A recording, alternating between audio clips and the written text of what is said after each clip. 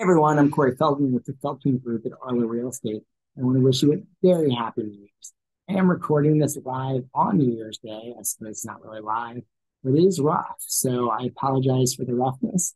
And I hope I still get my point across. But if you have any questions about any of the data that I'll be talking about, please feel free to reach out to me.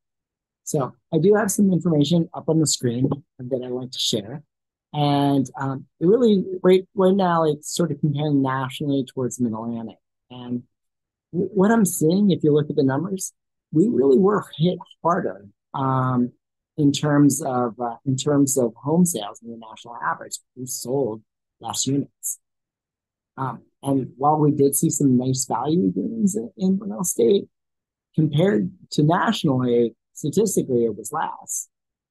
We also, and I'm going to get into this in a little bit later, already had some high prices in the DC area. And in a way, I think these actually came together to help the DC real estate market. The other major topic of conversation is affordability. And there's no denying the DCMetro area is on the top of the list of one of the most expensive places to live when comparing home prices towards median. There is no getting around that reality. That said, there are plenty of deals to be had in this area, and working with a solid agent that understands the data is one way of getting. Another way is maximizing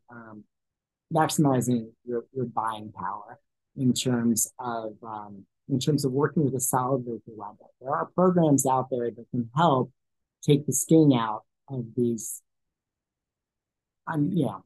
interest rates that we really haven't seen in a couple of decades. Another thing to look at, another way to help is in terms of what I would call hidden inventory. As I said, inventory is low, so you don't have as much. Interest rates are high, so there isn't as much buying power, and inventory is low, so there isn't as much to buy. And I also mentioned there is a return to seasonality, and agents are really starting to see that and make some changes accordingly. I would say right now there's probably about 4 times the amount of what I would call hidden listings than there were this time last year. And so, what do I mean by hidden listings? Well, I mentioned that there was this return to seasonality, um, or I said I would mention it. Maybe this is where I'm going to talk a little bit more about it. You are really seeing this return to normal winter slower, spring is crazy. There's going to be things are going to come off at holiday times, and one of the other things that everybody is very conscious of is days on market. The longer things sit with days on market, the more people start to wonder what could be possibly wrong with this home. I don't necessarily want it. It's been on the market for 60 days. There's got to be something wrong.